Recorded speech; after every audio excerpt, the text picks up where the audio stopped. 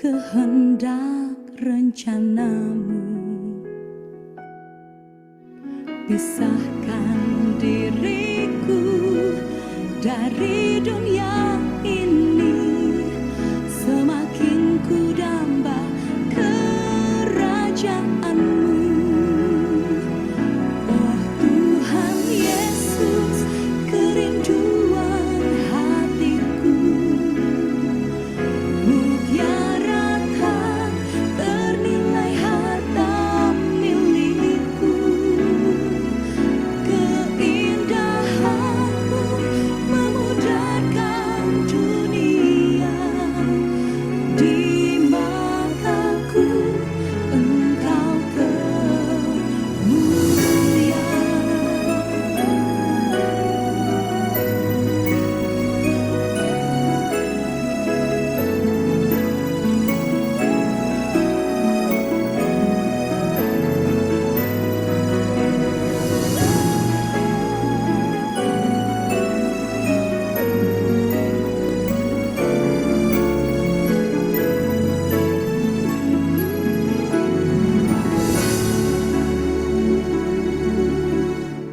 Yang ku ingini Engkau saja,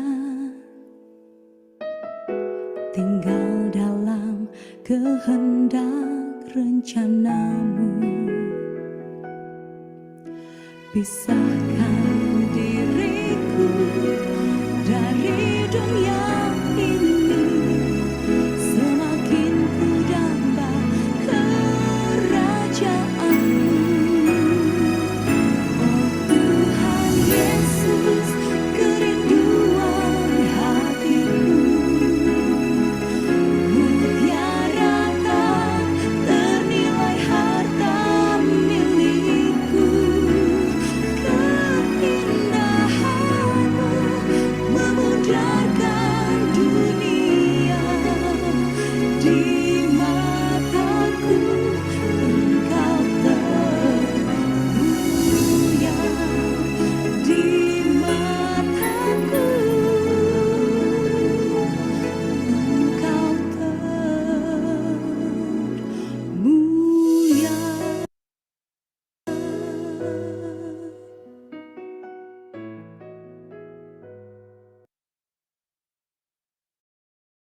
Dan saya serahkan ke pembawa firman.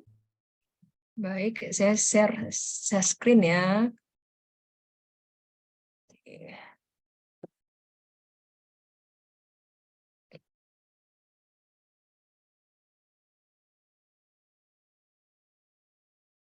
Mari kita berdoa. Bapa yang baik, Bapa yang bertata di dalam kerajaan surga, kami mengucap syukur untuk kebaikan-Mu. Engkau kumpulkan kami kembali di hari Senin ini, Tuhan, untuk belajar. Namun sebelumnya kami ingin mendengar sharing renungan ya Tuhan. Biarlah Tuhan bukakan hati kami, pikiran kami, telinga kami untuk mendengar dan menerima berkat firman-Mu ini. Biarlah Tuhan berkati saya yang men-sharingkan dan teman-teman yang mendengar. Semuanya terima kasih Tuhan, dalam nama Yesus Kristus, terpuja nama-Mu, haleluya, amin. Teman-teman, tema yang saya ambil ini adalah tetap tenang dalam setiap masalah. Ini kebetulan pas sekali dengan situasi yang saya hadapi di dalam hari-hari saya ya.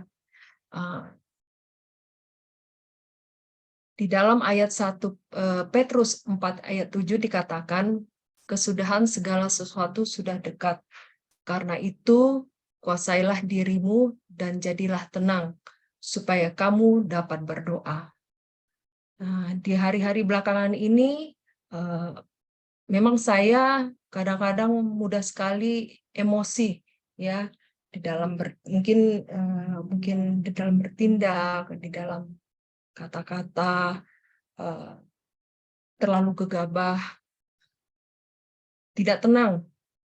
Nah, jadi kadang-kadang suka membuat keputusan yang berimbas di dalam tindakan yang ceroboh. Padahal sudah diingatkan lagi di dalam firman yang saya baca waktu itu, tetap tenang supaya bisa berdoa. Nah, padahal di dalam keadaan apapun yang kita hadapi, tidak tenang, ada panik, gelisah, jengkel, marah, ya itulah yang membuat jadi saya susah untuk berdoa, sulit untuk mengambil keputusan karena saya bersandar pada diri saya sendiri, bukan bersandar kepada Tuhan. Nah, masalah pergumulan yang kita hadapi, yang saya hadapi itu, ya setiap kita semua itu adalah seperti persoalan rumah tangga, tekanan hidup, tuntutan pekerjaan, dan lain sebagainya. Itulah yang membuat kita tidak tenang.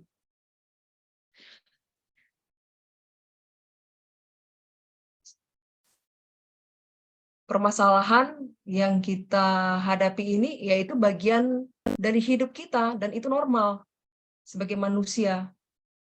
Kadang di saat kita tidak tenang dalam menghadapi persoalan, masalah lain seakan-akan tidak kunjung selesai. Ada lagi, dan ada lagi. Nah, saya membaca di ada yang saya dapatkan bahwa rasa tenang dalam diri orang percaya seharusnya itu tidak ditentukan oleh situasi atau keadaan yang terjadi di sekitar kita. Rasa tenang itu sebenarnya merupakan suatu keputusan atau ketetapan hati. Jadi rasa tenang itu memang kita mau ngambil keputusan mau tetap tenang atau tidak. Kalau tidak tenang ya kita mikirin masalah itu akan terus berlanjut. Tetapi kalau kita mau tenang, pasti kita akan bisa menghadapi setiap masalah tersebut gitu. Nah, karena sedahsyat apapun badai gelombang hidup menerpa, kita harus bisa membuat keputusan untuk tetap tenang. Nah, mengapa kita harus selalu tenang? Kenapa kita harus selalu tetap tenang? Karena di dalam Yesaya 30 ayat 15, dengan bertobat dan tinggal diam, kamu akan diselamatkan. Dan dalam tinggal tenang dan percaya terletak kekuatanmu. Nah, sikap positif untuk setiap situasi atau masalah yang terjadi, itu yang harus kita miliki. Kalau sikap kita positif, maka hati kita akan positif. Hati pikiran kita juga akan dipenuhi semua dengan yang positif. Dengan selalu berpikiran positif, itulah yang membuat kita tetap tenang. Karena kita tahu bahwa Tuhan turut bekerja dalam segala sesuatu untuk mendatangkan kebaikan, dan bahwa pencobaan yang kita alami adalah pencobaan biasa dan tidak melebihi kekuatan kita. Karena di dalam Tuhan selalu ada jalan keluar. Jadi diingatkan kembali bahwa kegagalan sering kita alami bukan karena kita terlalu lemah atau masalah yang terlalu besar, tetapi karena kita sendiri tidak tenang menghadapi masalah-masalah yang ada. Jadi dalam situasi apapun yang kita hadapi, ya kita harus mengatakan pada diri kita sendiri sebenarnya, teguhkanlah hatimu dan tinggallah tenang. Janganlah takut dan janganlah hatimu kecut. Tetap tenang dan berserah kepada Tuhan. Itu saya dapatkan dari Yesaya 7 ayat 4. Jadi di dalam setiap masalah, saya selalu usahakan. Walaupun kadang-kadang lupa, kadang-kadang nggak ingat, tapi saya ambil lagi buku, ada buku catat saya ayat-ayat, terus saya baca lagi. Dengan begitu saya mencoba untuk belajar tenang di dalam menghadapi masalah. Ya, itu aja firman yang bisa saya sharingkan. Terima kasih, Tuhan Yesus memberkati.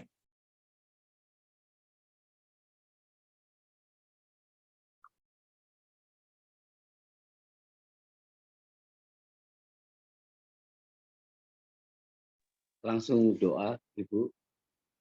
Kita akan mulai. Silakan Ibu Inge. Oh, Oke, saya yang memimpin doa ya. Oke, terima Iya. kasih Ibu Inge sudah menyampaikan sharing firman Tuhan. Mari Bapak Ibu semua, teman-teman, kita bersatu dalam doa. Kiranya Tuhan memimpin pembelajaran pada malam hari ini. Bapa di surga, kami mengucap syukur untuk kebenaran firman-Mu yang mengingatkan kami agar kami tetap tinggal tenang dan berserah kepada Tuhan. Engkau gunung batu dan perlindungan kami, sehingga kami tidak perlu takut seharusnya. Tapi kami sadar kami manusia yang terbatas, oleh sebab itu Tuhan, kiranya Tuhan selalu menguatkan kami dan meneguhkan hati kami lewat firman-Mu yang disampaikan. Terima kasih ya Bapak. Berkati kelas ini, berkati tiap-tiap pribadi yang siap untuk belajar tentang counseling ini, dan hamba sendiri yang akan menyampaikan. Kiranya Tuhan memberikan hikmat dan kami semua sama-sama boleh belajar di dalam kelas Daniel ini. Di dalam nama Yesus kami berdoa. Amin. Baik Bapak Ibu semua, salam counseling, selamat malam.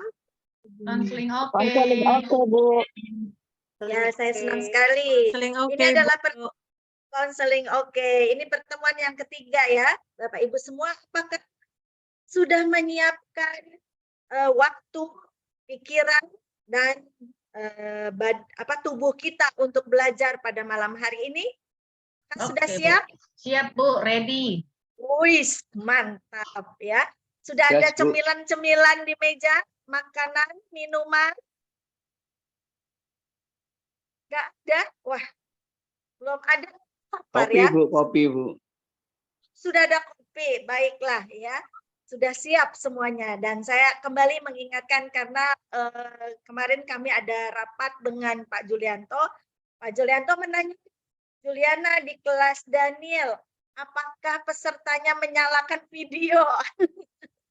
Saya bilang, iya Pak, ada yang enggak karena ada di perjalanan. Oke, beri kesempatan 1 jam ya. Dalam 1 jam itu semoga nanti 1 jam ke depan Bapak Ibu sudah nyampe ya di tempat yang dituju. Mungkin sekarang masih pulang kerja, masih dalam perjalanan. Oke, kami memahami, tapi kami memberi kesempatan sampai 1 jam ya. Tapi jangan sampai dari awal sampai akhir sepanjang kelas tidak menyalakan video, tidak menyalakan kamera, kecuali ada permintaan khusus mungkin karena berada di Indonesia bagian timur dan sinyal sangat susah, mungkin karena terletak tinggal di daerah pedalaman. Bapak Ibu boleh mengajukan secara tertulis kepada akademik menyatakan kesulitan kalau menyalakan video. Tetapi kalau bisa saja tolong kami mohon untuk menghargai teman-teman yang lain loh. Teman-teman yang lain menyalakan, siap belajar, udah di meja ya, sambil memegang catatan. Yuk Mbok yang menghargai gitu, yang sudah siap belajar, jangan kita matiin kamera sambil masak, sambil mengerjakan hal-hal yang lain, jangan seperti itu. Jadi mari, kan tujuan belajar ini kan untuk kita belajar, untuk kita bertumbuh, bukannya cuma untuk dapat pengetahuan di otak saja, bukan seperti itu ya Bapak Ibu. Jadi saya mengingatkan kembali, karena kalau seandainya Bapak Ibu tidak bisa jadwalnya, lebih baik bilang ke akademik pindah jadwalnya. Nah, seperti misalnya hari ini saya tidak bisa, saya minta tolong dicarikan kelas ini yang sama, mungkin pengajarnya bisa beda, bisa sama, tapi yang paralel kelasnya yang sama-sama belajar tentang mata kuliah ini, mata modul seperti ini. Jadi pindah di kelas lain itu boleh diizinkan. Tapi kalaupun tidak bisa dan tidak bisa menyalakan kamera dari awal sampai akhir, ya Bapak Ibu mungkin sebaiknya lebih baik ini saja, mohon maaf ya, lebih baik keluar dari grup pembelajaran malam hari ini, lalu nanti mengikuti YouTube-nya ya, rekaman YouTube-nya. Tetapi konsekuensinya Bapak Ibu tidak bisa ikut program sertifikasi. Karena syarat ikut program sertifikasi harus menyalakan video, tidak boleh hanya mendengar dari YouTube. Bayangin, Bapak Ibu mau menjadi counselor tapi belajarnya dari YouTube. Wah, seperti apa ya? Coba bayangin Bapak Ibu nih lagi counseling, live-nya dimatiin videonya. Rasanya gimana? Enak. Gak enak ya? Ya rasanya kayak ngomong sama tembok gitu. Nah, saya juga senang kalau Bapak Ibu nyalain komputer, nyalain videonya kan bisa. Kalau lagi senyum, kelihatan senyumnya, ekspresinya. Kalau lagi ketawa, kelihatan giginya. Kalau lagi ngantuk, nguapnya kelihatan gitu. Ada juga yang sambil nyaplok makanan, kelihatan sambil nyaplok makan, enggak. Ya, jadi itu adalah ekspresi kita dan saling menghargai teman-teman yang lain yang ingin belajar ya. Semoga Bapak Ibu bisa memahami hal ini karena memang demikian aturannya. Tapi kalau Bapak Ibu, oh enggak, saya nggak mau jadi konselor, saya nggak mau ikut sertifikasi, saya cuma mau denger-denger aja, ya silahkan aja. Bapak Ibu bisa mengikuti di YouTube ya, bisa ya dimatikan kameranya. Cuman tidak, sepertinya kesannya tidak menghargai yang mengajar dan juga tidak menghargai teman-teman tuh yang udah siap di meja ya. Baik, Bapak Ibu, kita hari ini pertemuan ketiga, kita akan masuk tentang otoritas. Kita akan belajar apa otoritas kita sebagai counselor. Nanti ke Bapak Ibu akan menjadi counselor. Di lain hal itu kita mau belajar otoritas Bapak Ibu sebagai individu. Sebagai individu seseorang yang belajar counseling ya. Orang yang belajar counseling dan orang yang tidak belajar counseling harusnya beda. Betul nggak? Ya kan? Orang yang nggak belajar counseling nggak, kalau lagi ngomong mesti ngedengerin ya, lebih banyak dengerin daripada ngomong. Tapi kalau orang yang belum belajar counseling, kalau lagi berkomunikasi lebih banyak ngomong ya, dan lebih banyak menghakimi, menuduh, memojokkan dan sebagainya. Tapi Bapak Ibu, kita udah belajar counseling, ada perbedaannya, ada perubahannya. Nah, itu kita harus tahu kita sebagai otoritas apa. Demikian juga otoritas dalam keluarga, otoritas di dalam pekerjaan, dan juga otoritas di dalam bergereja. Itu cakupan yang akan kita belajarin. Nah, sekarang saya mau tanya dulu Bapak Ibu, kira-kira kalau otoritas kita sering ya dengar kalau di gereja ya juga, kalau otoritas kita sebagai anak Tuhan, bla bla bla bla. Kira-kira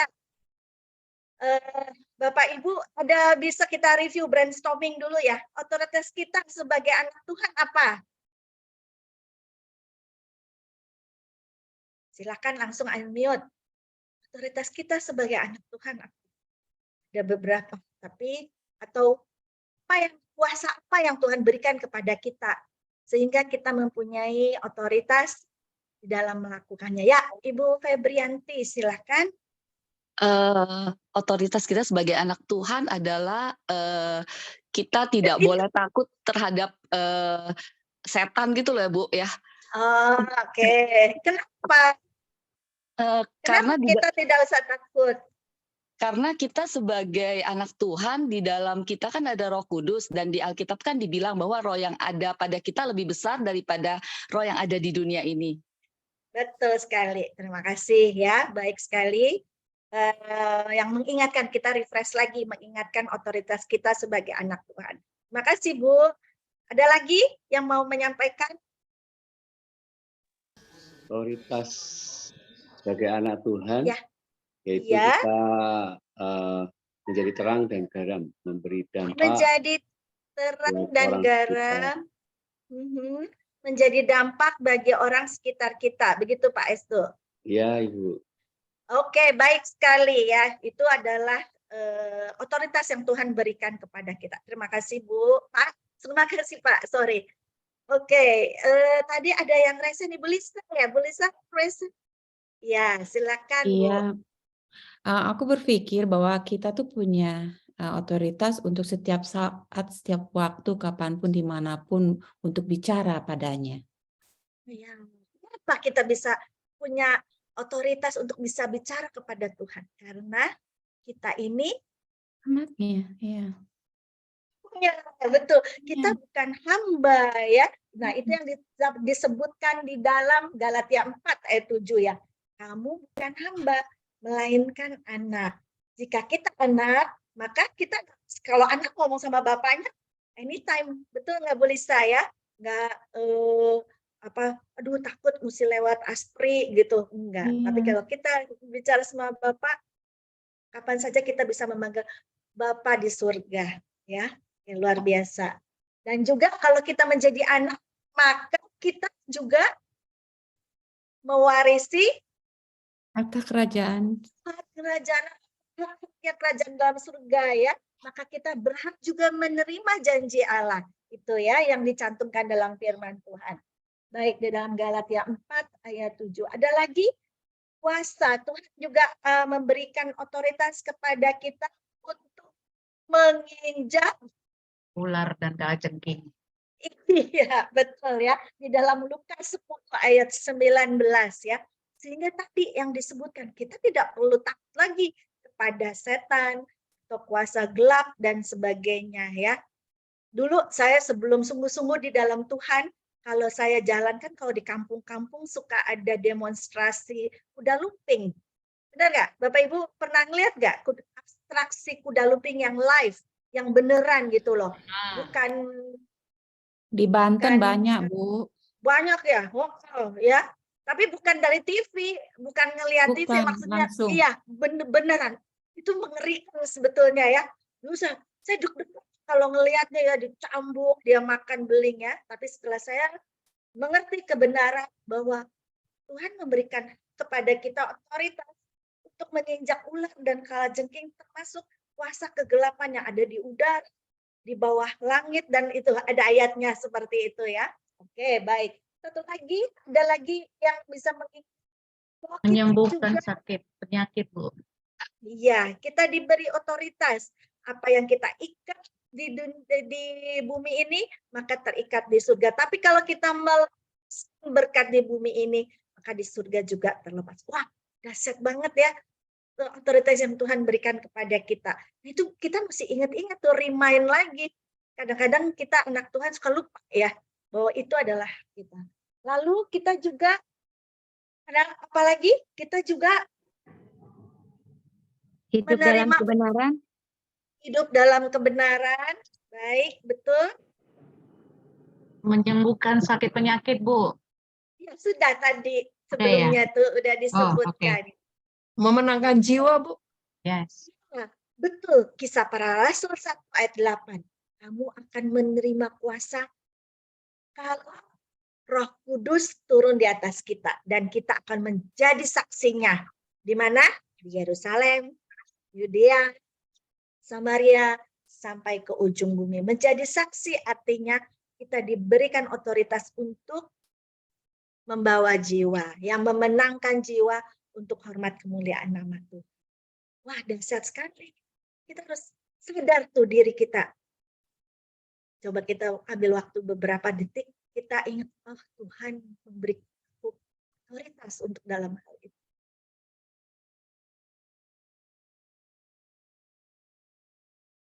Dahsyat ya. Luar biasa. Dahsyat sekali pekerjaan Tuhan memberikan kepada kita kuasa, otoritas. Nah, sekarang setelah brainstorming ini, menurut Bapak Ibu, bedanya kuasa dengan otoritas? Carol kan sudah ada pandangan atau ada yang mau? Oh, Ibu Lisa unmute duluan. Iya. Yes, silakan Bu. Apa bedanya Kuasa Bu? itu, otoritas itu tidak perlu kita melakukan sesuatu, kita mendapatkan hak itu. Tapi kuasa, kita harus melakukan sesuatu untuk kita bisa menjadi berkuasa. Seperti itu. Jadi ada kerja keras di dalamnya, baru mendapatkan hak untuk berpuasa gitu. Aku berpikir bahwa kalau presiden dia berkuasa karena dia udah kerja keras jadi presiden. Sedangkan kalau misalnya otoritas itu diberikan secara cuma-cuma atau gimana, ya begitulah. Iya, Paham, saya paham. Saya nangkep yang Ibu maksud. Baik, terima kasih Bu. Ada yang ingin memberikan masukan apa bedanya kekuasaan dan otoritas? Ya, Boleh Ibu saya Esther silakan. Habis Ibu Esther, nanti Ibu Delvi ya, gantian ya. Oke, Kalau thank you. kuasa itu kemampuan atau kekuatan untuk melakukan sesuatu, Bu. Kalau otoritas itu hak untuk menggunakan kuasa itu. Waduh, ini pasti habis Google. Tinggi. Oke, nah sekarang pertanyaan saya, maksudnya bedanya apa? Contohnya dalam kehidupan apa? Nah, jadi saya ulang ya, tadi yang disebut, kita dengar dulu dari Ibu Delvi ya. Ibu dengar dulu dari Ibu Delvi. Silakan Bu Delvi. Kalau kuasa itu kan power ya Bu ya. Power, oke. Ya, kuasa Kuasa. power. Sedangkan otoritas itu adalah authority, gitu ya. Authority. Yes. Mhm. Kuasa atau power itu adalah urapan yang Tuhan kasih sama kita. Sedangkan otoritas adalah kemampuan untuk memerintah. Terbalik kayaknya Bu. Memerintah untuk yang gimana? Terbalik sedikit, terbalik ya. Boleh diperbaiki. Udah mau benar tuh tadi, udah mau benar ya. Tadi kita balik lagi ke Ibu Esther ya. Tadi kalau kekuasaan adalah kemampuan ya, kemampuan untuk berbuat sesuatu ya. Dia punya karena misalnya dia kekuasaannya bisa memutuskan sesuatu. Jadi kalau dalam rapat dia punya kuasa tuh mengambil keputusan. Nah, kalau otoritas adalah hak ya yang diberikan kepada kita atau wewenang yang diberikan kepada kita untuk mempengaruhi orang lain. Ya. Jadi kalau tadi betul tuh Ibu Lisa, kita diberikan. Nah, kalau kita jadi anak Tuhan, mempunyai hak untuk menjadi anak Tuhan, kita berusaha, enggak kan Bu, kita nggak berbuat baik dulu baru dikasih. Enggak, Tuhan kasih hak kita kepada kita. Ketika kita percaya kepada Tuhan, just gitu aja. Ketika kita percaya Tuhan, kita dapat wah luar biasa banget. Tanpa ada usaha. Kita nggak usah sekolah teologi dulu loh. Kita mendapat otoritas benar. Kita juga nggak usah ambil S2, S3, gitu enggak untuk mendapatkan otoritas tersebut. Tidak ada usaha dari kita.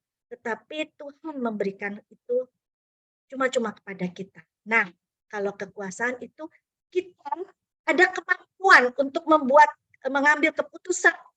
Lalu kita ada kemampuan untuk melakukan sesuatu, ya, ada kuasanya. Jadi kalau orang yang punya jabatan tinggi, dia kan ada usahanya tuh mendapat karir tinggi sampai dia menjadi direktur keuangan. Nah, baru dia mampu melakukan keputusan. Oke, transfer uang dari sini ke sini. Kita akan mengadakan investasi ini dan ini. Gitu. Cukup jelas bedanya ya? Ya, oke. Kalau dalam actual sehari-harinya, simpelnya gimana? Coba. Ada yang bisa kasih contoh sehari-hari? Itu kan tadi terlalu tinggi ya di kantor, segimana ya. Tapi kita sehari-hari nih, nah ibu-ibu nih, biasanya ibu-ibu yang dominan. Mohon maaf nih, ibu-ibu yang dominan, Pak, Bapak nih mungkin tahu ya, ibu-ibu yang dominan itu punya kemampuan tuh, ya, dia mampu tuh ngambil keputusan cepat. Wah, gesit. Sedangkan tapi dia lupa bahwa yang mempunyai otoritas siapa di dalam rumah tangga?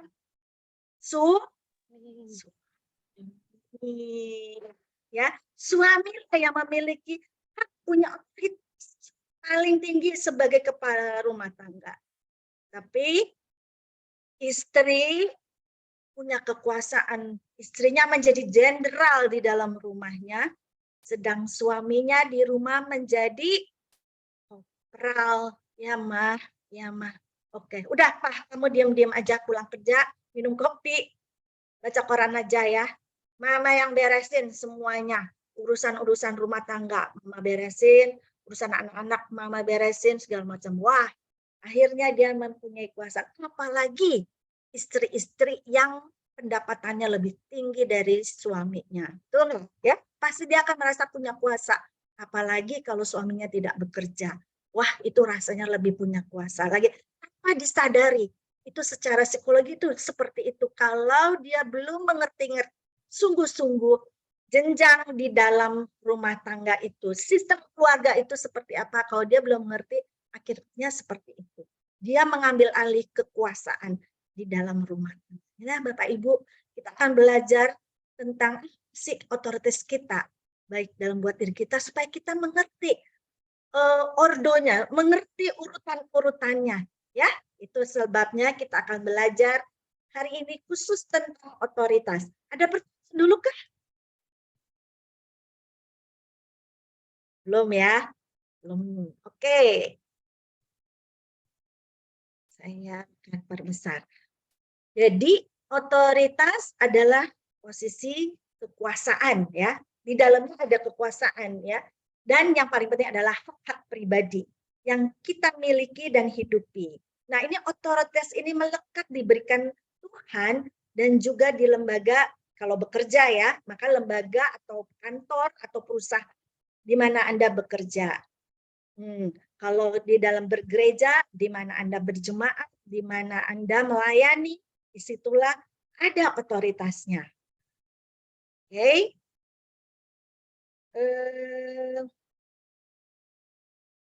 Yang pertama, kita akan belajar menjadi sumber otoritas. Nah, sebelumnya sampai saya akan mau menjelaskan dulu ya.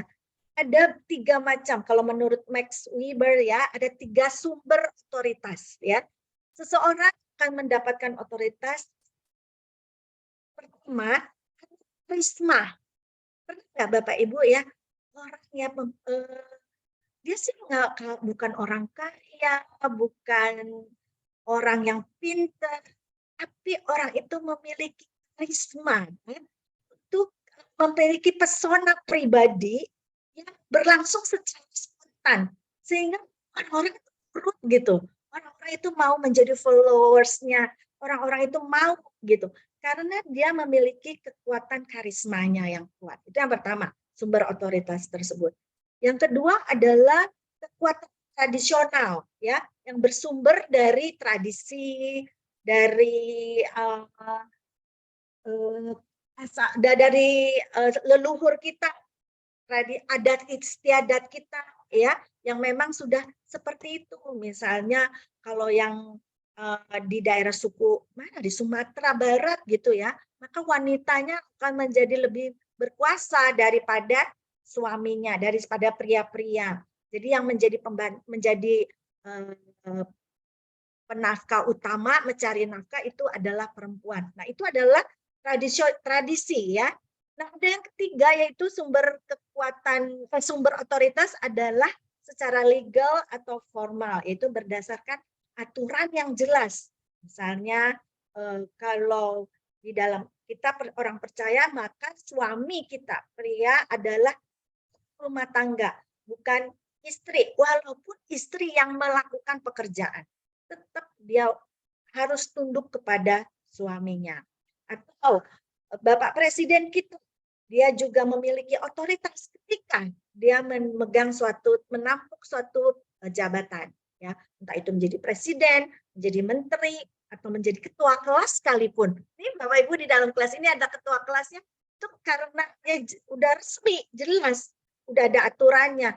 Begitu dipilih menjadi ketua kelas, maka dia berhak ya melakukan atau mengambil keputusan atau mengatur jadwal dan sebagainya gitu ya. Itu yang 3 sumber otoritas menurut Max Weber. Oke, saya lanjutkan lagi. Yang pertama, kita harus juga memiliki otoritas menjadi diri sendiri ya. Nah, merasa nyaman menjadi diri sendiri. Ini Bapak Ibu nih kalau kita mau melakukan self love, itu ingatnya apa tuh? Ingatnya apa? Biasanya kalau mau melakukan self love, menyayangi diri kita, langsung yang diingat contohnya minum kopi cantik bersama teman, ya, salon, gitu ya. Ingatnya langsung begitu. Kalau bapak-bapak self-nya mancing, self love-nya naik sepeda, ya, itu yang diingat. Tapi ternyata menjadi otoritas, kalau kita punya otoritas menjadi diri sendiri, bukan hanya itu saja. kita merasa nyaman menjadi diri sendiri pada suatu lingkungan atau situasi. Nah, nih ada beberapa contoh self love ya. Itu kalau tadi bentuknya kalau minum kopi atau ini apa pelihara ikan, pelihara binatang-binatang lain itu adalah bentuknya. Nah, ini adalah contoh self love, yaitu kita harus berpikir baik pada diri kita sendiri. Kita harus berpikiran positif pada diri kita, menandakan bahwa kita mencintai diri kita.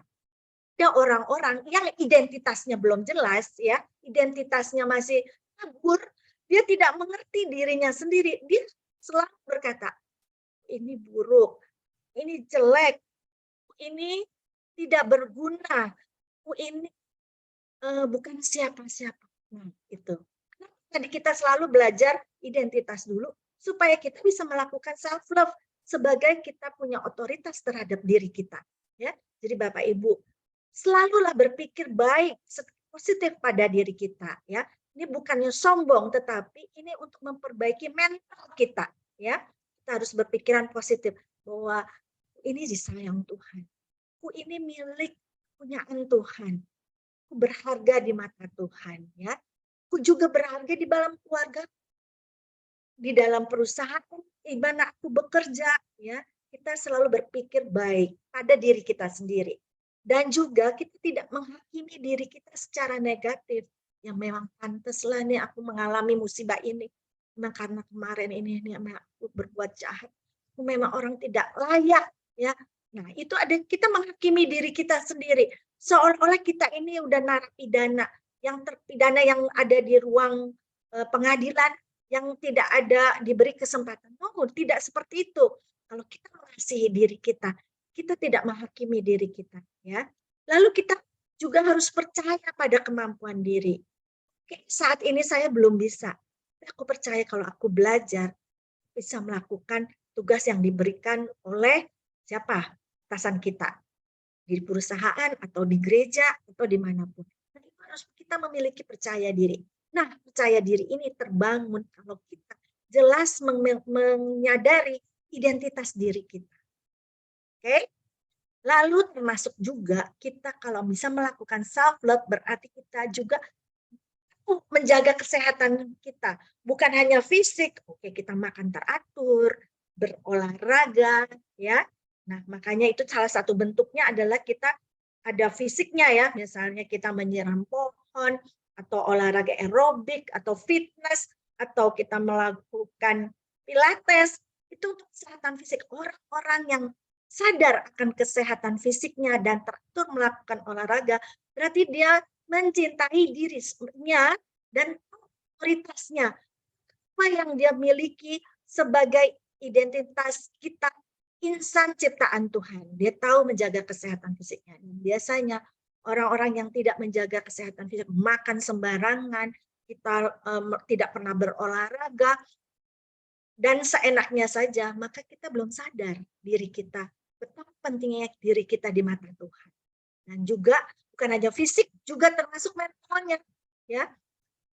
Dan juga rohaninya pasti, ya. Dan kita tahu, oh kita saatnya perlu untuk berdiam diri di hadapan Tuhan, perlu waktunya kita tidak mementingkan aktivitas pelayanan saja di bawah dari hubungan kita kepada Tuhan. Dan juga kita nih paling penting nih perlu memaafkan diri kalau kita melakukan kesalahan. Orang-orang yang tidak mencintai dirinya, dia kayaknya udah nggak ada waktu, nggak ada lagi tempat untuk memaafkan diri. Jadi kalau begitu dia melakukan kesalahan, rasanya fatal banget. Ini adalah bentuk-bentuk self love sebetulnya. Ya, jadi yang dimaksud self love ini. Jadi kalau seperti melakukan fitness, masak, itu adalah bagian bentuk kegiatannya. Coba ya sebentar. Kemampuan self ini dipengaruhi oleh 4 aspek, yaitu self awareness. Kita sadar diri kita. Kalau kita belum sadar diri kita, ini biasanya sulit melakukan self-love tersebut. Lalu kita menyadari betul berharganya diri kita. Nah, ada aspek self-worth dan juga self-esteem, harga diri kita. Harga diri kita sudah pulih, ya. yang pernah kita belajar dari belajaran tentang identitas diri, self love, self esteem di bagian mananya yang kita perlu tingkatkan. Dan yang aspek yang keempat adalah bagaimana kita menjaga diri kita, yang menandakan bahwa kita benar-benar menyayangi diri kita. Ya, ini sangat menentukan seseorang bisa melakukan self love atau tidak. Nah, self love mencintai diri, tapi bukan selfish, bukan berarti kita egois. Ada makna mengapresiasi, menghargai gitu. Nah, tapi juga nggak boleh kebablasan. Dulu nih kadang-kadang saya kalau misalnya capek habis melakukan misalnya ya ngajar gitu, ngajarnya seharian gitu ya. Aduh, aku masih menghargai diriku nih. Betapa aku sudah ngajar capek gitu. Cepet-cepet kita minum kopi 1 gelas. Ya itu kebablasan ya. Atau kita langsung makan sepiring nasi padang setumpuk dengan lauk-lauknya sebagai mengapresiasi dari diri kita. Waduh tuh, jangan kebablasan. Justru kalau kita mengapresiasi diri kita, ya kita tahu pola makan kita yang benar bagaimana. Saya dulu tuh sering memberikan reward kepada diri saya. Kalau saya udah melakukan yang capek ya, udah olahraga misalnya udah 2 jam. Waduh, ini kasih reward. Lalu minumlah kita minuman yang manis-manis ya, itu bukannya reward, itu malah meracuni, hilang semua apa yang sudah dilakukan kita. Nah, contohnya seperti melakukan hobi, apresiasinya adalah melakukan hobi. Apa hobi Bapak Ibu ya? Misalnya masak kah, bikin kue kah, atau bapak-bapak main catur kah, hobinya mancing atau hobinya naik sepeda ya. Nah, itu dilakukan, itu contoh saja untuk melakukan self love. Nah, Bapak Ibu coba kita breakout room 15 menit nih. Ini penting banget nih ya. Sharing dalam kelompok. Apa bentuk self love yang selama ini sulit Anda lakukan terhadap diri Anda. Jadi bentuknya tadi kan ya, ada nih yang ini. Saya ulangi lagi nih. Bentar. Ada mungkin yang sulit selalu berpikir positif pada diri sendiri. Apakah Anda sulit dan selalu menghakimi diri secara negatif? Apakah Anda merasa kurang percaya diri? Rasanya selalu nggak mampu. Apakah Anda sulit menjaga kesehatan fisik dan mental? Selalu curigaan, melihat orang curigaan, atau khawatir berlebihan, ya, atau ada kesehatan fisik dan mental lainnya, atau ada kesulitan juga untuk memaafkan diri kalau melakukan kesalahan. Coba memberikan waktu, breakout room 15 menit, 3 orang, sehingga ada waktu masing-masing bicara 5 menit. Satu grup berapa orang, Bu? 3, ya, selama 15 menit, sehingga bisa sharing hal apa dari area-area ini yang sulit sekali untuk mencintai diri Bapak Ibu. Apakah cukup jelas?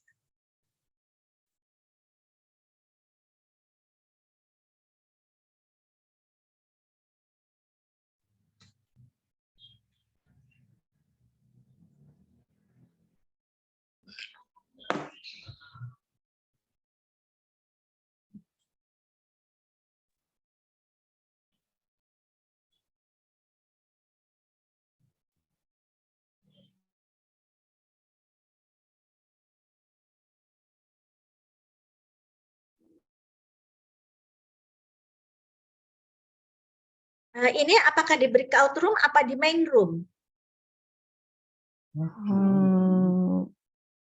Ini di main room. Breakout. Oh, ini di main room. Oke, Ya, Ibu Yulia boleh Saya join masuk ya, silakan. Bu ya. Join silakan.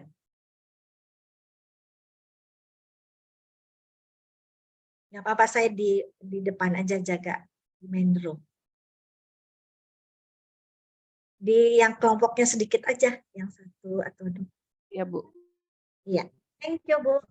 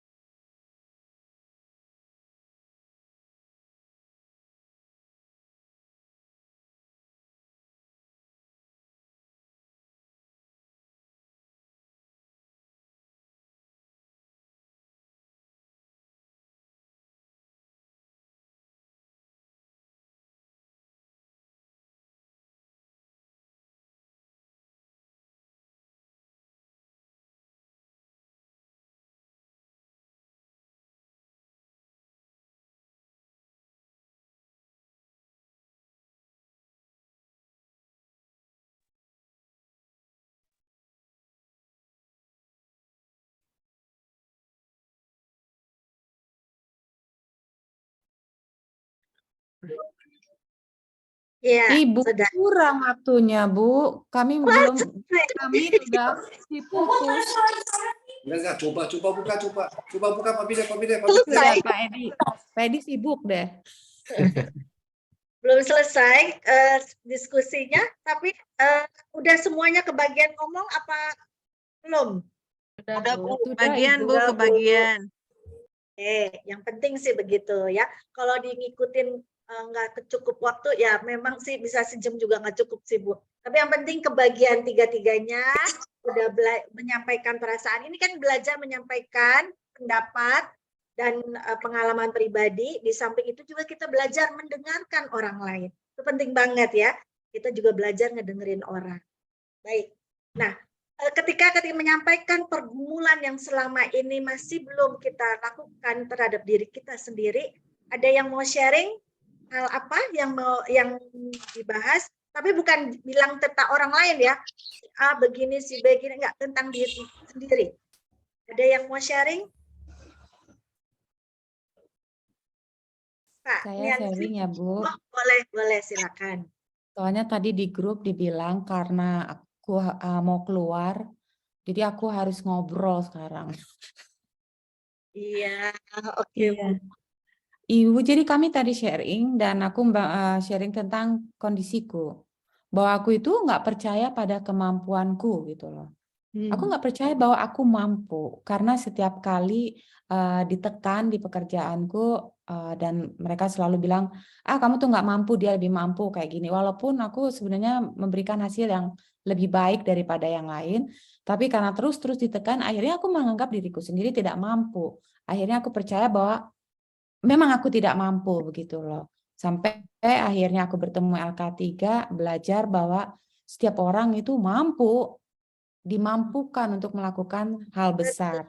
Dan aku diberikan suami dan anak yang selalu bilang, Mami bisa kok, Mam, ayo sekolah. Jadi walaupun aku udah 1 tahun ikut LK3 cuma ngelirik-ngelirik modul-modul, akhirnya aku ikut kelas, baru setengah tahun aku harus keluar karena aku kerja di tempat yang baru, jadi aku akan meninggalkan teman-teman semua dan aku akan masuk di kelas bulan Agustus. Gitu. Itu Ibu ceritaku. Baik, Bu Lisa, jangan berkecil hati Bu Lisa ya. Tahun depan masih bisa melanjutkan dengan teman-teman yang baru ya. Waktunya yang lebih cocok dengan waktu Ibu ya. Katanya mau bekerja yang tidak bisa di hari Senin. Nggak usah berkecil hati Bu. Mengenai kemampuan merasa kadang suka tidak mampu itu disampaikan kepada konselornya ya. Nanti konselornya akan membantu Ibu menggali dan juga menemukan kepercayaan diri Ibu kembali. Nah kan kita udah beberapa minggu yang lalu sudah belajar kan bagaimana mengembalikan self esteem kita. Apakah di sisi akademik atau fisik, keuangan dan sebagainya. Yang paling penting ada secara spiritual. Karena itulah yang kekal ya. Kalau secara finansial tidak kekal ya. Tapi kalau kita memiliki kepercayaan Tuhan di dalam Tuhan, percaya diri di dalam Tuhan, itulah yang kekal dan abadi. Baik, terima kasih Bu Lisa. Ada lagi sebelum saya lanjutkan selanjutnya? Tadi ada yang resign juga.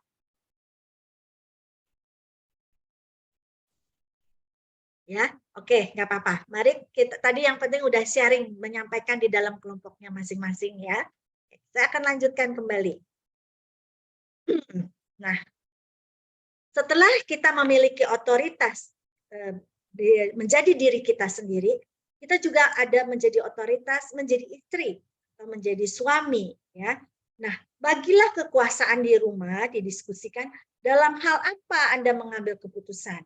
Apakah urusan rumah tangga, siapa yang mengatur, anak, keuangan, ya, dengan siapa kita berteman, ya, itu kita udah boleh mengambil keputusan. Kita tidak bisa terus diatur-atur gitu ya, tapi adalah kesepakatan bersama. Ya, apabila idealnya memang suami yang mencari nafkah, tetapi ada hal-hal atau ada kondisi tertentu di mana suami saat ini untuk sementara waktu tidak bisa menjadi pencari nafkah, maka bisa juga dengan kesepakatan bersama istrilah yang menjadi pencari nafkah. Tapi tentu dengan kesepakatan ya, dan bagaimanapun tunduk kepada otoritasnya, yaitu tetap suami. Ya, waktu juga kita juga ada otoritas dengan siapa kita bersosialisasi. Tentu kita sebagai individu yang sudah dewasa, kita tahu kepada siapa kita bergaul, kita juga tahu pada siapa kita bersosialisasi. Ya, nah, sistem yang sehat adalah masing-masing punya otoritas. Otoritas dalam menentukan aku mau punya teman siapa. Otoritas aku juga mau membeli barang tentu dengan kesepakatan jumlahnya ya. Ada kita kalau Bapak Ibu belajar tentang sistem keluarga, di situ ada juga otoritas di mana istri-istri ya yang tidak bekerja, mungkin karena suami adalah pencari nafkah, maka istri juga mempunyai kapasitas untuk mengatur di dalam rumahnya sesuai dengan kesepakatan. Jadi untuk hal-hal yang tidak terlalu, yang remeh-temeh, yang tidak besar nilainya, kita istri juga boleh mengambil keputusan. Misalnya, jam di rumah mati, baterainya habis. Kan seperti itu kita juga punya otoritas untuk beli batu baterai. Masa mesti bilang sama suami, batu baterai mati ya. Masa mesti bilang ya. Ya kan seperti itu kita kalau bisa bilang itu kelihatan banget kita tidak mempunyai otoritas pada diri kita sendiri. Kita tidak punya kepercayaan pada diri kita. Nah, kita ada batas-batas. Nah, tiap keluarga beda-beda. Ada untuk nilai tertentu, ada nilai besar. Nah, itu pun nilai-nilai tersebut bisa fleksibel. Bukan berarti kalau yang nilainya segini, kita tidak usah bilang ya. Enggak juga. Misalnya kemarin ini kalau kasus keluarga saya dan suami, memang ada kesepakatan. Saya boleh mengambil keputusan untuk pembelian barang sekian, atau kita anak mau membeli apa yang nilainya sekian, kita udah sepakati. Lalu saya beli lemari lah ya. Aduh, ini cerita jadinya nih. Saya ada beli lemari karena memang saya lihat ini perlu ya untuk naruh barang ini. Saya belilah lemari. Saya pikir itu lemari nilainya di bawah kesepakatan gitu ya. Ketika saya beli, lemarinya datang gitu. Suami saya, beli kok bilang-bilang sih. Padahal saya cuma mau mengingatkan, ini kan di bawah kesepakatan nilai gitu ya. Kalau beli barang bilang dong, ini cocok apa enggak sama furniture yang lain. Terus naruhnya gimana? Gini. Ya, karena kita tahu, saya juga punya otoritas sebagai istri, karena saya juga mempunyai penghasilan, tetapi saya tahu dia adalah otoritas di bawah saya ya. Maksudnya di atas saya, sorry. Sehingga saya, oh ya, sorry Pak, aku salah, aku nggak bilang, aku beli lemari ini. Aku pikir tadi karena ini nilainya tidak terlalu besar, ya aku beli aja. Dan kali yang ngomong dong, bukan soal nilai besarnya, tapi ngomong. Oh, saya paham. Berarti dia ada kebutuhan untuk dihargai. Benar nggak, Bapak-bapak ya? Jadi kadang-kadang nilai itu pun fleksibel. Kalau kita ngomong, maka suami akan merasa dihargai, ya, merasa dilibatkan. Nah, itu penting sekali ya, sehingga kita tetap harus tunduk seperti kita tunduk kepada Kristus, maka juga kita harus tunduk kepada suami. Oke, dalam hal itu saya salah, ya. Anak saya juga ngomong, mama sih beli bukan ngomong sama papa. Anak saya udah dewasa, jadi dia udah berpikir, jadi ribut bukan ngomong. Terus ada kejadian lagi, mau beli lagi, saya kan udah mau online nih ya, diingetin sama anak saya yang gede ya, bilang dulu sama papa. Adalah reminder ilahi dari Tuhan. Ya, saya nggak merasa, oh iya masa anak saya ngingetin saya. Kita juga kadang-kadang manusia ya, walaupun secara usia kita lebih besar dari anak saya paham. Oh iya ya, anak saya tuh mengingatkan untuk bilang sama papa gitu ya. Nah, itu saya menganggapnya adalah, oh itu Tuhan untuk menegur kita. Tuhan pakai anak-anak kita untuk menegur kita. Kita terus bersikap terbuka. Iya, ya benar. Udah pernah kejadian itu, anak-anak mengingatkan dan kita tidak mengulangi hal yang sama. Itu contoh ya, contoh secara praktis bagaimana dalam kehidupan sehari-hari. Mungkin Bapak Ibu beda-beda pengalamannya. Makanya dalam Efesus 5 dikatakan, hai istri, tunduklah kepada suami seperti kepada Tuhan. Kalau pada suami aja kita nggak bisa tunduk, gimana kita bisa tunduk pada Tuhan? Ya, mustahil lah gitu ya. Kalau kita omong besar, kita percaya, kita tunduk kepada Tuhan, pada suami kita aja kita nggak bisa menghargai dia sebagai pimpinan di dalam keluarga. Penting banget ya. Sistem keluarga kalau tahu di mana fungsinya, di mana tahu kapasitasnya, wah indah sekali di dalam. Tapi jangan lupa, hai suami-suami, wah suaminya tadi udah kepala besar. Nah, habislah istri-istri tadi ya. Jadi suami, kasihilah istrimu ya, sebagaimana Kristus telah mengasihi jemaat dan telah menyerahkan dirinya baginya. Jadi memang kemarin ini kita belajar tentang film Imperfect. Suami juga harus sadar, istri juga tidak sempurna ya. Kita harus saling. Demikian juga istri-istri ini kita menyayangi suami kita. Ya kita memang tidak sempurna. Nggak ada yang sempurna. Kalau kita mau cari suami yang sempurna, nggak ada. Suami-suami kalau mau cari istri yang sempurna, yang cantik, yang pinter, yang ini juga nggak ada. Ya, kita akan merasa kecewa dan merasa kok gini gitu. Tapi kalau kita menurunkan standar kita dan menerima pasangan kita adanya, maka disitulah indahnya berumah tangga di dalam Tuhan. Baik. Nah, meskipun secara hierarki atau ordo keluarga, suami adalah pemimpin rumah tangga, namun istri harus punya identitas dan otoritas ilahi yang unik. Ya, ini Rasul Petrus misalnya mengingatkan bahwa suami hidup bijaksana dan melindungi istrinya dengan rasa hormat. Ya, jadi bukan hanya kita menghargai suami kita, suami juga menghormati istri. Ya, identitas istri menurut Rasul Petrus sebagai teman seperjalanan suami. Aduh, indah banget ya. Istri itu teman seperjalanan suami. Bukan cuma untuk jalan-jalan keliling dunia, ke luar negeri dan sebagainya, bukan. Itu benar juga sih ya. Itu benar juga. Tapi bukan hanya itu, tapi untuk menikmati kasih karunia Tuhan. Wow, ya. Istri kita, ya pasangan kita yang diberikan kepada kita untuk teman seperjalanan dalam menikmati kasih karunia Tuhan, berkat Tuhan, dan juga untuk mendapat jawaban doa keluar. Aduh, ini kita lupa nih kadang-kadang seperti ini ya. Ingatnya jalan-jalannya aja. Padahal pasangan kita itu, kalau Bapak Ibu berdoa, teman seperjalanannya itu adalah pasangan. Ya, untuk mendapatkan kasih karunia itu teman seperjalanan kita, jangan orang lain ya, jangan orang lain. Nah, oke.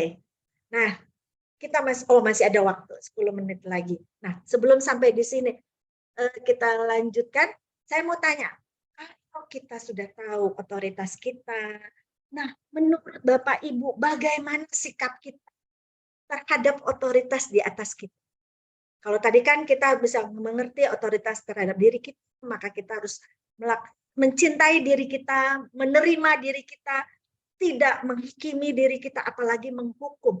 Ada loh, ya beberapa klien yang saya temui di ruang counseling, dia sengaja menghukum dirinya sendiri. Aku sengaja nggak ada mau istirahat, aku mau kerja keras, aku mau menghukum diriku karena beberapa tahun yang lalu aku telah berbuat salah, sehingga dia menghukum dirinya, tidak memberi kesempatan dia untuk istirahat. Ya, itu salah. Kalau kita sudah tahu otoritas dalam keluarga terhadap pasangan kita, kalau yang sudah menikah ya, kalau yang belum menikah, maka otoritasnya adalah orang tua ya. Nah, apa yang harus kita lakukan terhadap otoritas di atas kita? Sikap apa yang harus kita miliki? Menghormati, Bu. Menghormati, betul. Ibu Esther, betul. Baik sekali, betul. Apalagi? Tunduk. Tunduk, betul sekali ya. Jadi kita harus memiliki sikap tunduk dan taat. Itu dua kata T yang paling penting ya. Tunduk dan taat. Artinya apa? Artinya apa? Taat dan tunduk. Artinya kita menerima dan menghormati otoritas yang di atas kita. Ya. Menerima saja tapi tidak menghormati, itu bukan taat dan tunduk. Kalau kita taat dan menghormati saja tapi tidak menerima, ya salah juga ya. Jadi harus menerima dan juga menghormati otoritas yang di atas kita. Bapak Ibu masih ingat kisah di dalam Alkitab, kisah Daud terhadap Saul. Ya, dia tahu otoritasnya. Ketika dia ada kesempatan untuk membunuh Saul di goa dalam perjalanan dia mengejar-ngejar, Saul ngejar-ngejar, Daud ingin membunuh. Ketika ada kesempatan dia balas, dia mau bunuh Saul, ketika Saul dan tentara-tentaranya tidur, dia tidak lakukan. Dia bilang jangan. Lalu dia tinggalkan yang diambil tombak dan satu benda lain ya. Tapi dia biarkan dengan selamat. Kenapa? Dia menghormati Saul yang diurapi oleh Tuhan. Dia tahu otoritas di atasnya. Dia tidak lakukan balasan. Contoh lain apa? Samuel, ya. Samuel waktu masih kecil, dari kecil di rumah ibadat, lalu sampai besar dia dirawat, dididik oleh Imam Eli. Sebentar nih, ya. Dia dididik oleh Imam Eli di bait suci. Apakah Imam Eli adalah imam yang sempurna? Ya, bukan, karena dia membiarkan anak-anaknya berbuat salah. Dia membiarkan anak-anaknya berlaku dursil. Dia diamkan saja. Tetapi Samuel yang tahu itu, dia tetap menghormati Nabi Eli. Ya, Imam Eli. Ya, jadi menerima dan tetap menghormati. Oke, saya sengaja di sini saya stop. Bapak Ibu saya beri kesempatan untuk bertanya. Mari kita diskusi. Nah, ini baru seru kalau diskusi ya. Ibu Miti, silakan Bu. Terima kasih, Bu. Saya mau nanya, Bu, tentang otoritas. Ini kan kaitannya otoritas dari orang yang punya otoritas di atas kita.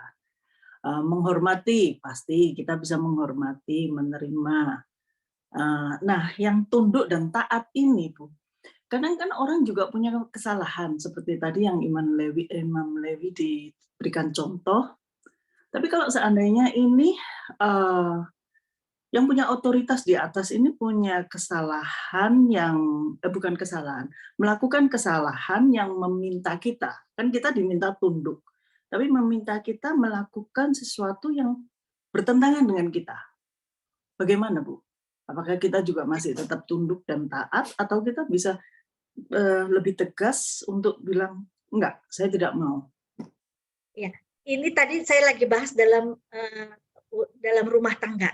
Pertanyaan Ibu ini apakah dalam posisi rumah tangga atau dalam pekerjaan atau dalam bergereja?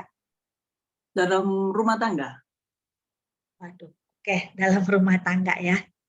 Jadi misalnya, jadi konkretnya ini contoh konkretnya ya. Suaminya menginstruksikan sesuatu yang menurut kita istri tidak sesuai, gitu. Nah, kita apakah harus nunduk, ikutin apa yang tidak sesuai dengan kita, begitu, atau kita menentang? Iya. Iya. Oke, baik sekali. Dan saya sudah fokuskan ya, saya sudah arahkan ke dekat ke situ seperti itu. Contohnya, menurut teman-teman bagaimana? Mari kita berdiskusi. Ibu Milda, silakan. Ibu Milda sudah menikah atau belum ya? Sudah, Ibu. Iya, kalau menurut Ibu Milda, kasus yang dibawa oleh Ibu Miti seperti itu, bagaimana menurut Ibu?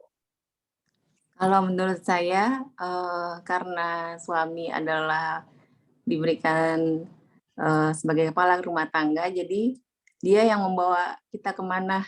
Jadi menurut saya, ya jika bertentangan dengan kita, ya kita kasih penjelasan ke dia. Kalau dia kekeh dengan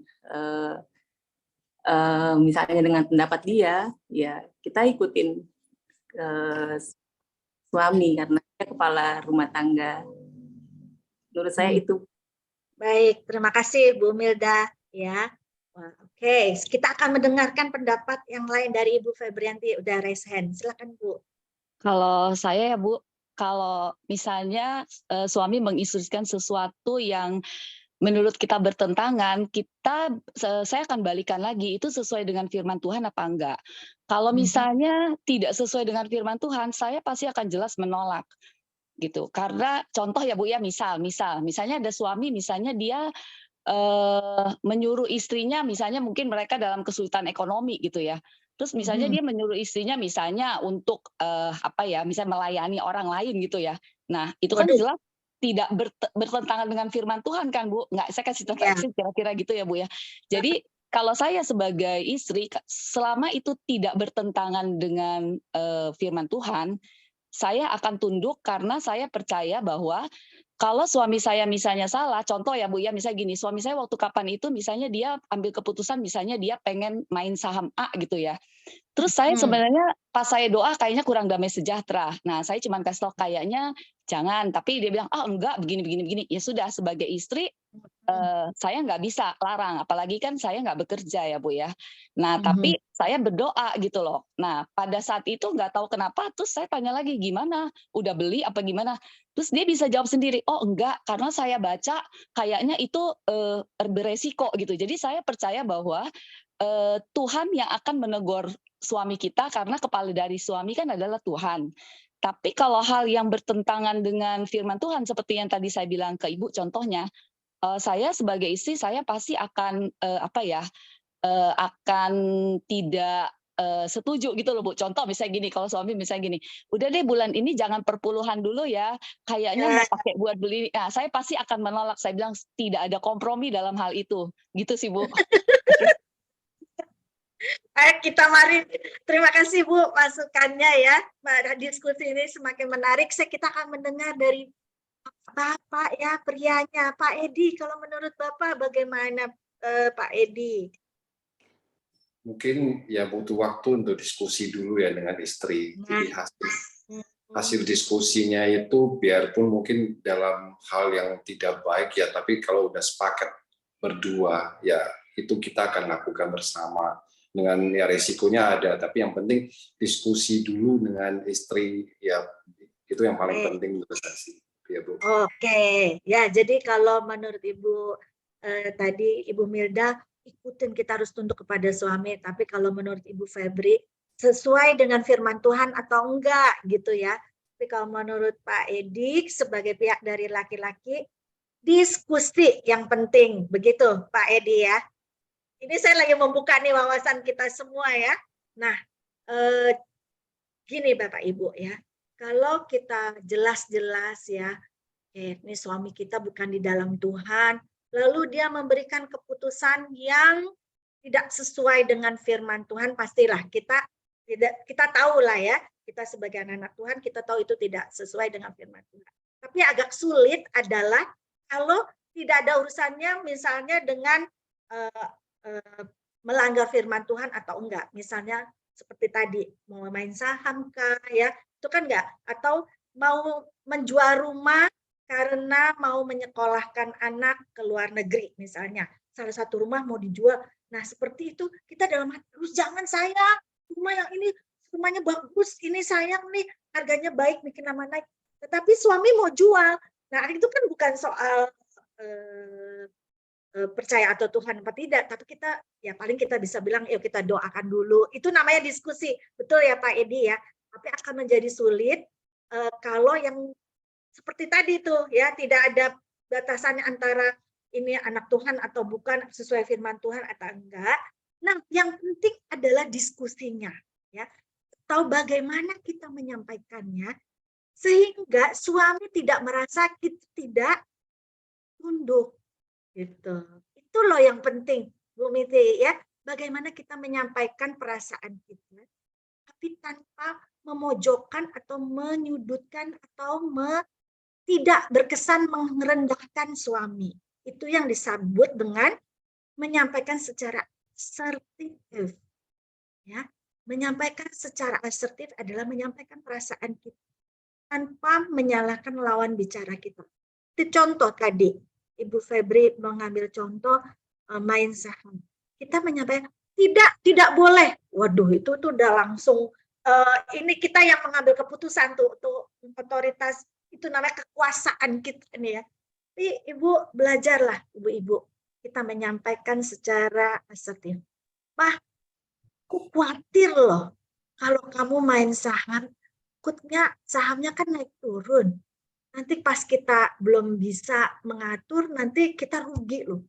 Itu kan kita menyampaikan perasaan kita, tapi tidak menyudutkan. Dibandingkan dengan gini, pokoknya Pak, nggak boleh main saham. Nggak setuju, titik. Loh.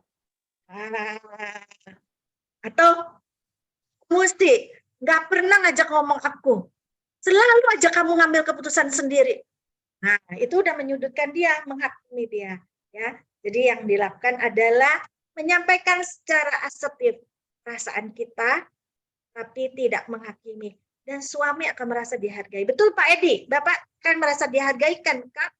Kalau Benar, kita Bu, cuma dihargai. benar ya, begitu.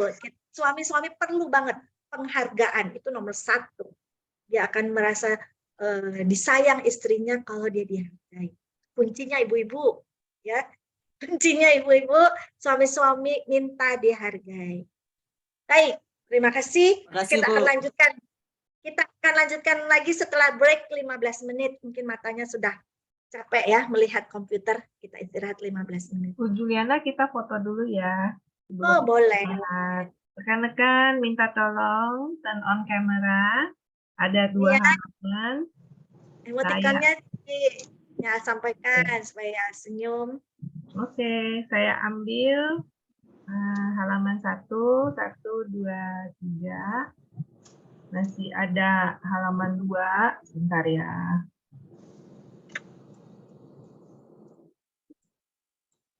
Halaman 2, 1, 2, 3. Oke, selamat beristirahat.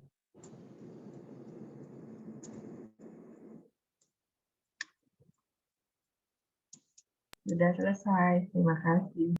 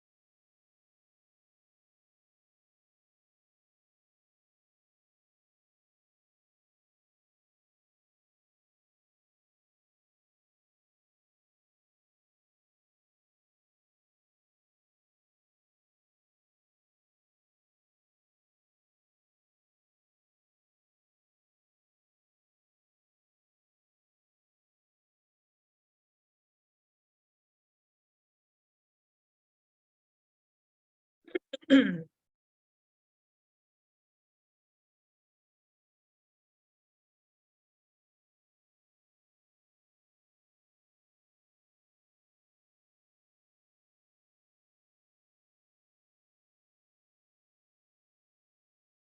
selamat malam, Pak Ibu. Mari kita melanjutkan kembali kelas kita. Biasanya ngobrol nih kelas Daniel. Tumben nih breaknya nggak ngobrol. Pada lapar, Bu. Oh, Aku makan nasi, Bu, siang ini. Biasanya makan roti. Sama ya usia, saya juga makan. Identitasnya sebagai orang Indonesia nggak hilang ya, Bu ya? Enggak, dingin Ibu, lapar. Iya, ada teman saya tuh pergi ke luar negeri karena sekolah dan kemudian bekerja, pulang-pulang ke Indonesia. Aduh, aku nggak mau makan ini, aku nggak mau makan itu, nggak mau makan di pinggir jalan, nggak mau rumah makannya, aku maunya di restoran. Sakit perut, ya ampun. Emang sebelumnya apa sih? Ya kita mesti balik lagi ke identitas kitanya. Loh, Ibu, dia apa tuh, Bu? Apa tuh, Bu? Kelihatan, Bu. Di Kerupuk unmute, Bu. ikan. Nggak kedengeran. Cemilan amplang ikan, Bu. Oh, ini benar-benar Ini dibawa Indonesia banget. Dari Cipen, Ini kan? dibawain sama Ibu Civeni yang lalu datang ke sini, Bu. Dari Karena udah mau Ketapang. habis, kata Civeni makannya satu-satu satu hari. Waduh, seneng banget ya. Akrab ya di sini ya, teman-temannya semua ya. Hebat. Baik sekali. Oke, makanlah silakan, makannya amplangnya silakan dimakan ya. Oke, yang mau makan sambil makan nggak apa-apa. Saya oke-oke aja ya sambil ngemil, minum kopi silakan. Salah buat saya. Oke, kita lanjutin lagi ya. Masih ada pertanyaan lagi nggak? Sebelum kita lanjutkan. Ibu, saya mau bertanya, Bu, boleh? Oh, oke. Mungkin ini otoritas di dalam gereja ya, Bu ya. Contoh Kalau- kayak gini. Masih ada. Contohnya kayak gini, Bu. Oke, iya deh. Oh, belum nggak dibahas ya, apa-apa. Bu? Belum, Ibu udah tahu aja di pelajaran sebelum setelah ini. Iya, di dalam kantor. Boleh nggak, Bu, bertanya di dulu atau dengar boleh, materi boleh dulu? boleh dengar dulu. Kayak gini ya, Bu ya. Misalnya kita kan udah dikasih tugas gitu ya, Bu ya, sebagai koordinator tiap koordinator gitu ya, Bu. Ada koordinator konsumsi, koordinator doa, koordinator semuanya gitu ya, Bu ya. Wanita kaum ibu. Nah, istri gembala kami itu kayaknya dominan banget gitu loh, Bu. Jadi di gereja-gereja lain yang aku lihat maupun teman-teman lihat gitu, kalau udah diberikan koordinator gitu ya, Bu ya, itu koordinator mengatur dan memberi laporan kepada ibu gembala sama Pak gembalanya gitu, pasturnya gitu ya. Tapi kejadian di gereja kami, Bu, itu ibu gembalanya itu terlalu diktator, Bu ya, bukan otoritas terlalu tinggi, saya diktator lah kalau aku bilang gitu. Jadi semuanya dari dia gitu loh. Dan dia juga kadang-kadang enggak sungkan untuk nyelak suaminya gitu sementara ngomong di mimbar gitu loh, Bu. Waduh. Jadi bagi kami itu bukan contoh yang baik gitu loh, Bu. Tapi ya karena saya terutama, Bu ya, seperti yang saya lakukan sama keluarga saya, apapun yang dia lakukan itu dia gembala saya. Saya wajib menghormati dia karena dia yang diutus Tuhan untuk menjadi gembala saya gitu ya, Bu ya. Saya wajib menghormati beliau gitu. Nah, kadang-kadang benturnya gini, Bu. Waktu saya kan kebetulan Komisi Wanita Kaum Ibu ya. Saya udah atur gitu program ya. Tapi kalau saya beritahu ke dia, itu pasti akan dirubah dari A sampai Z itu dirubah gitu loh, Bu. Jadi kayaknya inisiatif nggak diperlukan gitu loh, Bu. Nah, akhirnya saya karena udah sering ya, Bu ya. Jadi saya pikir gini, mending tanya dia deh. Jadi Natal ini mau digimanain gitu loh. Nah, dari dia kasih liturginya apa segala macam, terus saya ikutin. Teman-teman yang lain pada protes, "Tuh liturgi dari siapa?" Katanya, "Dari kamu." Dia bilang, "Ini kok gereja kok Natalan kok sunyi senyap begitu kayak kuburan." Dia bilang gitu. Saya gitu, saya bilang, diem. Itu dari atasan, udah nurut aja, saya bilang gitu. Begitu juga dengan konsumsi, Bu. Dia mutusin harga kue, harga ini semuanya begini. Jadi dia langsung gitu. Itu gimana Bu menyingkapinya? Selama ini saya hanya diam aja ya Bu ya, maksudnya ikut aja lah apa yang dia mau, yang penting situ senang gitu loh. Dan saya tidak berdosa di hadapan Tuhan karena ngerecokin kamu yang dipilih untuk menjadi gembala kami gitu loh Bu. Apa salah atau gimana entahlah Bu. Iya, iya. Oke. Memang kalau kita akan berbenturan kalau di atasan kita adalah ya seperti tadi ibu gembala yang paling tinggi otoritasnya ya di dalam gereja. Dan kelihatannya memang ini sepertinya ibu gembala ini bukan hanya otoriter tapi dia juga memang punya kekuasaan ya, kemampuan untuk mengatur gitu ya. Dan sehingga dia lupa bahwa otoritas sebetulnya juga adalah suaminya. Jadi suaminya juga berada di bawah dia sepertinya ya. Sepertinya itu. Padahal dia otoritas tertingginya adalah suaminya. Nah, memang ada 3 kemungkinan. Yang pertama tadi seperti ibu, dia lakukan. Jadi ibu yang mencoba untuk menyesuaikan dengan gaya kepemimpinan dari pimpinan ibu. Jadi memberi kesempatan kepada pimpinan untuk menyampaikan maunya apa. Jadi kita tinggal ngikutin aja. Itu nggak berbenturan tuh Bu, ya. Dan kalau ibu dengan rela, dengan tulus mengikutinya itu nggak berbenturan. Tapi kalau kita sambil grumel, ya ini mah semuanya nggak ada kesempatan untuk kita kasih input, ya akhirnya kita nggak damai sejahtera Bu melayani seperti itu ya. Itu yang pertama. Nah yang kedua adalah kalau ibu gembala kita ada mentornya. Jadi ada orang yang dia hormati, atau dia sungkani dan dia juga bersikap mau belajar gitu, itu ada baik sekali gitu ya. Nah, kayaknya nggak ada ya Bu. Jadi saya terka. Ada nggak yang dia? Nggak ada Bu, karena kita ngomong juga ke atasan, tetap aja atasan itu percaya bahwa dia yang the best gitu loh Bu. Jadi ya udahlah. Waduh. Nah, kalau memang ada ya sulit, tapi kalau ada itu ada bisa lebih baik misalnya ada di atasnya apakah dia ketua sinodenya atau ketua pimpinan pusatnya gitu ya. Nah, itu mungkin bisa disampaikan secara yang tadi saya bilang secara asertif, lalu bukan berdasarkan pribadi, tapi kolektif bersama-sama dengan teman-teman, bukan dengan maksud menjatuhkan, tapi dengan maksud untuk memperbaiki, itu lebih baik ya. Yang ketiga adalah kalau semuanya mentok, lebih baik ya cari gereja lain Bu yang sesuai dengan yang Ibu inginkan gitu, yang Ibu merasa Ibu lebih bertumbuh dan Ibu mendapat damai sejahtera dalam melayani di gereja tersebut.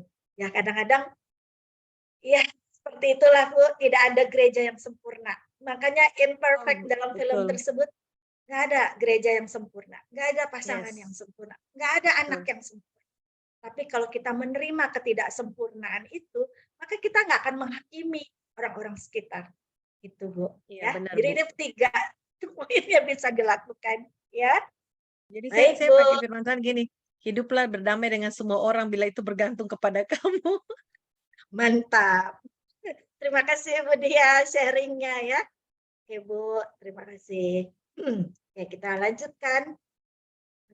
Tadi sudah terhadap pasangan, nah sekarang kita otoritas menjadi orang tua. Kita sebagai ayah dan ibu ya atau ibu, bagi yang belum menikah mungkin belum menjadi orang tua ya. Nah itu ada otoritas kita terhadap anak-anak kita. Makanya anak-anak harus kepada orang tua ya. Jadi ini Bapak Ibu, teman-teman yang belum menikah, ataupun kita yang sudah menikah, tetap kita harus mentaati orang tua kita dalam segala hal. Karena itulah yang indah di dalam Tuhan. Kolose 3 ayat 20. Kan tetapi ada otoritas hak anak. Di mana bapak-bapak jangan menyakiti hati anak-anak. Anak-anak berhak untuk dihargai perasaannya. Anak-anak berhak untuk dilindungi perasaan nyamannya, perasaan damai sejahteranya. Oleh sebab itu, Bapak-bapak, saya juga kenapa nih bapak-bapak nih yang disuruh ya, jangan sakiti anakmu. Nah, ibu-ibu juga kadang-kadang suka nyakitin anak-anak juga ya. Ya, tapi ini maksud firman Tuhan adalah kita sebagai orang tua, kita harus tahu bahwa anak kita punya otoritas untuk dihargai. Dia punya hak untuk dihargai dan dilindungi. Jangan sampai karena kita orang tuanya, maka anak kita menjadi tawar hatinya. Sehingga dia sulit untuk menerima kasih Kristus. Nah, jangankan kasih Kristus, dia untuk menerima isi dari sesama aja akan sulit. Ya, ada beberapa kasus ya, saya kayaknya sulit sekali untuk menerima pasangan atau kita mau ada melakukan hubungan pacaran gitu untuk ke jenjang pernikahan. Saya tawar banget karena saya melihat apa saya di dalam pasangan saya. Seperti itu berarti ada tawar hati, ada hal yang perlu dibereskan sehingga dia menjadi luka karena sikap dari orang tuanya. Nah, itu yang sebetulnya kita tidak boleh lakukan. Nah, ingatlah gambar ini Bapak Ibu semua, bahwa anak-anak tetap berada di bawah payung otoritas dari ibu dan bapaknya, ya. Nah, istri tetap berada di bawah payung otoritas suaminya. Dan suami juga harus berada di bawah payung otoritas Tuhan. Semuanya ini terlindungi di bawah payung otoritas. Kalau kita berada di luar, keluar dari perlindungan payung ini, kita akan kehujanan. Kalau hujan ya, kalau hujan kita kebasahan. Karena kita tidak berada di bawah payung otoritas di atas kita. Nah, yang bermasalah adalah kalau payung di atas kita itu bocor, ya.